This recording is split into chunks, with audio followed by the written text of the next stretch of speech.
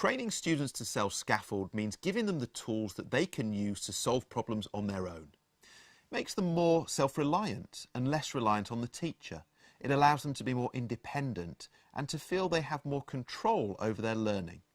So it's really good to find ways in which we can help students to self-scaffold. Let's look at two examples of what we might do in the classroom.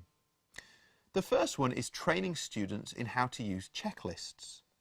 Checklists fix best practice in time and space. So for example, in the aviation industry, they use checklists so that anybody who is doing a particular task can be certain that they have to hand something which will allow them to do it in the most effective manner possible. Now, in different subjects, we have different checklists which we can train students to use.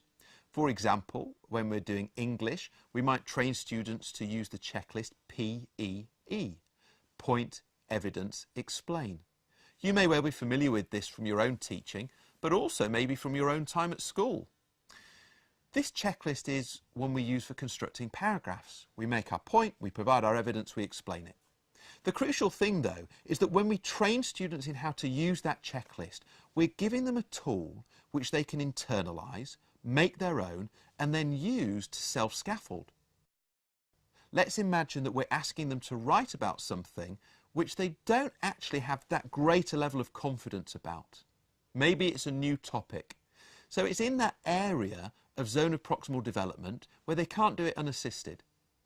But they have the checklist, the tool on which they can call, PEE. And they know that this is applicable regardless of the content. So they can use that to self-scaffold, use that checklist as a way to help themselves get to grips with the new content and to construct a piece of writing in a way that they can feel confident fits in with what they know is best practice. So that principle applies with checklists across the board in any subject. Another example of self-scaffolding is scrap paper. We know that working memory is limited, and we know that if students have lots and lots of information that they need to take in, they may come up against the limitations of their working memory, and this makes life difficult for them. However, if we have a piece of scrap paper, we can write some things down, we can make some notes, and in doing so, remove some of those items from our working memory, freeing up space, which we can then use to process, analyse, compare, contrast, and so on. So simply by encouraging students to use scrap paper, we're giving them a tool through which they can effectively self-scaffold.